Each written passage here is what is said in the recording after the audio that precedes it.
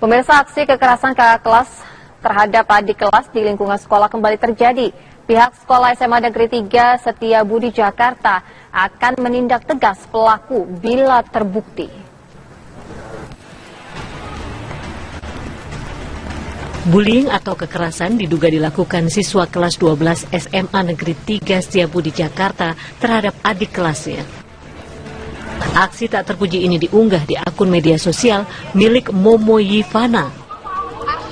Dalam rekaman, suara perempuan memanggil siswi yang jongkok dengan sebutan tak sepantasnya. Sementara seorang lainnya menyiram rambut adik kelas dengan minuman kemasan.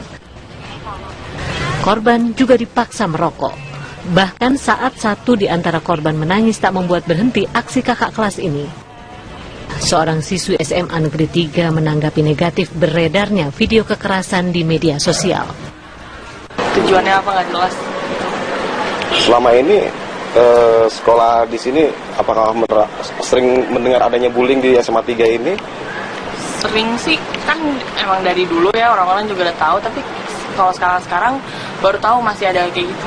Baru tahu masih ada ya? Enggak, tahu kan udah dikekang sama sekolah juga. Pihak sekolah berjanji akan menindak tegas pelaku. Kami saat ini sedang mencari informasi dan menginvestigasi kenapa atau bagaimana kronologis kejadian tersebut dengan cara memanggil siswa yang kelas 12 itu bersama orang tuanya. Kami secepatnya akan berupaya mencari tahu tentang kejadian itu, dan tentunya kami melibatkan orang tua yang bersangkutan untuk kami undang juga ke sekolah agar mereka memahami betul bagaimana anak-anaknya itu di luar sekolah, sehingga pengawasan orang tua terhadap anak-anaknya lebih bisa ditingkatkan. Kasus ini sendiri tidak seharusnya terjadi lagi sebab SMA Negeri 3 sudah mendeklarasikan Gerakan Nasional Anti-Bullying pada tahun lalu. Dari Jakarta, Robin Freddy, TV One mengabarkan. 3 narapidana yang ditahan di rumah tahanan kelas 2B Batu Raja melarikan diri. Ya, diduga mereka kabur dengan cara merusakkan besi trali rutan dengan menggunakan handuk basah.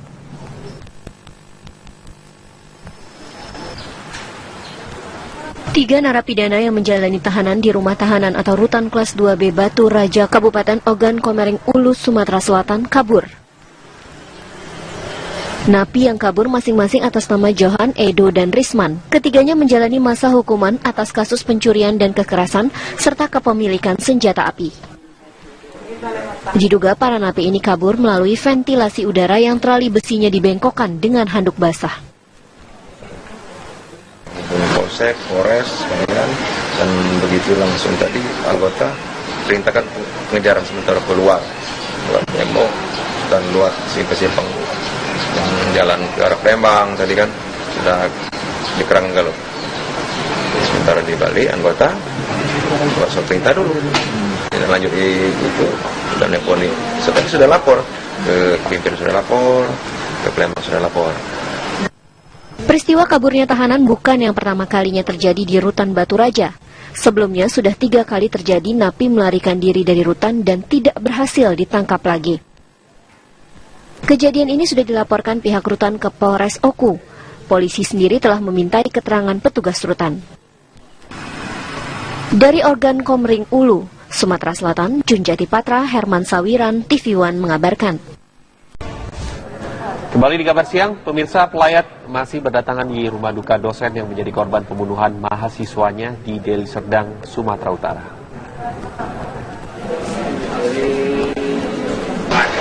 Suasana duka masih berlangsung di rumah almarhumah Nur Aini Lubis, korban pembunuhan mahasiswanya di Universitas Muhammadiyah, Sumatera Utara. Sementara atas kasus pembunuhan ini, keluarga menyerahkan sepenuhnya kasus ini kepada penegak hukum.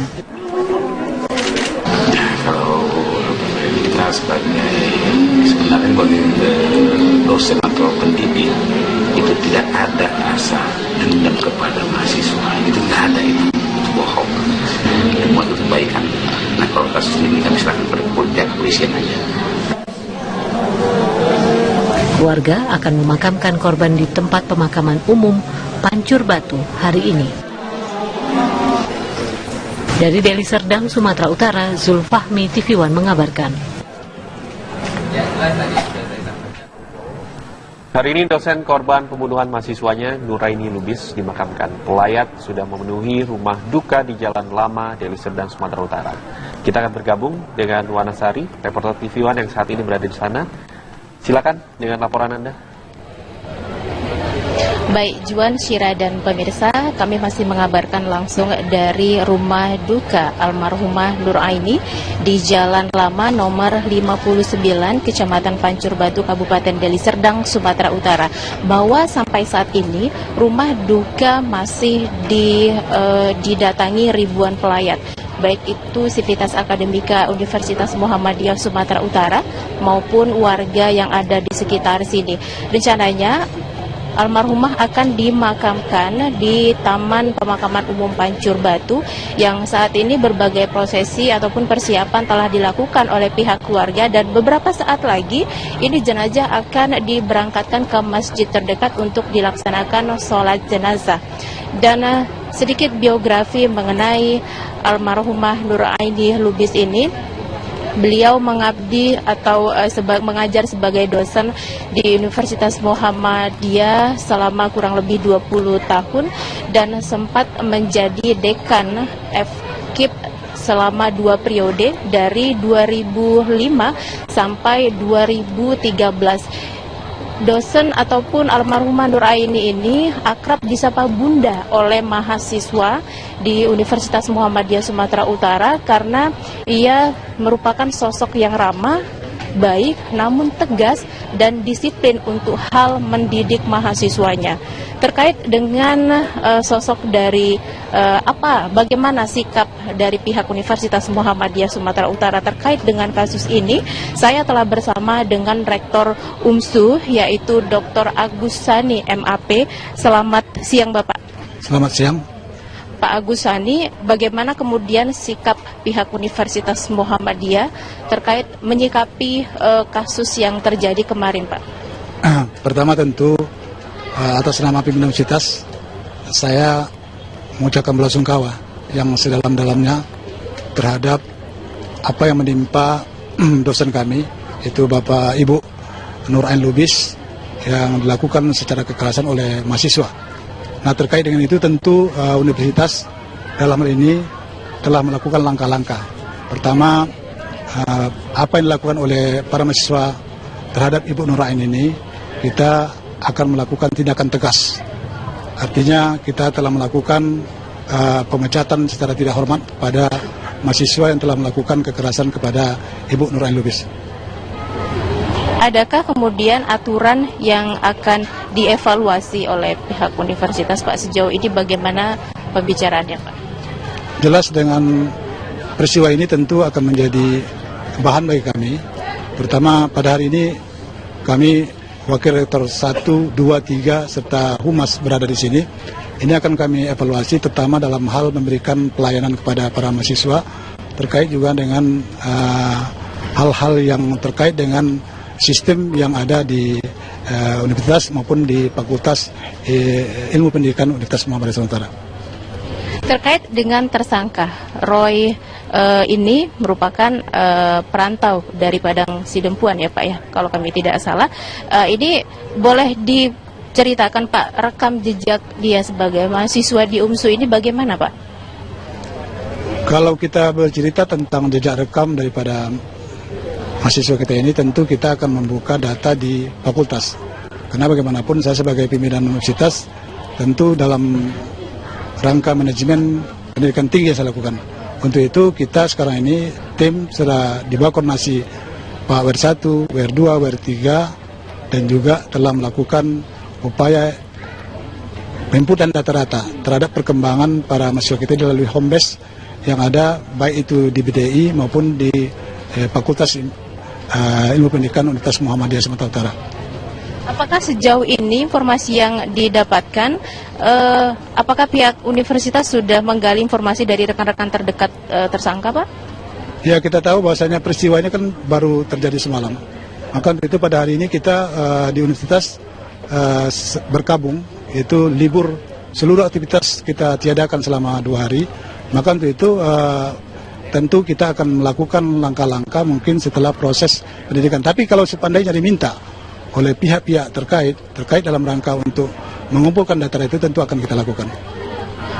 Apa kemudian yang ingin dihimbau kepada seluruh mahasiswa, Pak? Pertama tentu kita tahu bahwasanya Universitas Muhammadiyah Sumatera Utara ini sebagai perguruan tinggi Muhammadiyah, kita tahu saya rasa Muhammadiyahnya punya keunggulan, karena bagaimanapun lulusan UMSU ini yang jelas beda dengan perguruan tinggi lain, yaitu Al-Islam Kemuhammadiyahan.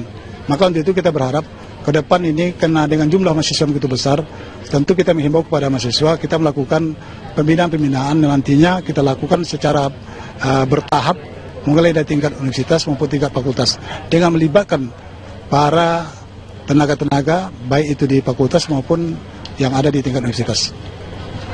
Almarhumah Nur Aini ini telah mengabdi lebih kurang 20 tahun ya Pak ya? 29 tahun maaf. Selama ini beliau dikenal sebagai sosok yang seperti apa sih Pak? Beliau ini kan tadi disampaikan bahwasanya beliau ini adalah orang yang punya dedikasi dan integritas yang cukup tinggi terhadap khusus di bidang pendidikan.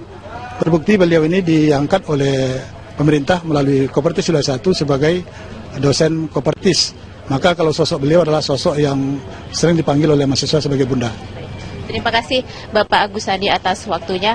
Pemirsa, almarhumah Nur Aini ini meninggalkan 4 orang anak, yaitu 3 putra dan 1 putri ataupun anak yang paling kecil. Dan sebagai informasi tambahan untuk proses penyidikan di pihak kepolisian, bahwa sejauh ini pihak kepolisian telah melakukan pemeriksaan terhadap 5 saksi, diantaranya 2 satpam, pengawas, mahasiswa, dan pelapor, dalam hal ini anak korban.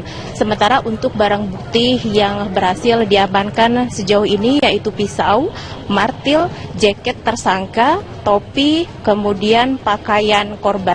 Dan untuk motif sementara informasi yang kami dapatkan dari pihak kepolisian dalam hal ini Kapolresta Medan, bahwasanya sejauh ini motifnya yaitu sakit hati atau dendam. Meskipun sakit hati dalam hal apa, dendam hal apa, ini masih terus digali oleh pihak kepolisian. Itu dulu sementara laporan dari Deli Serdang, saya kembalikan ke Jakarta. Baik, terima kasih informasinya Wana Sari langsung dari Deli Serdang, Sumatera Utara.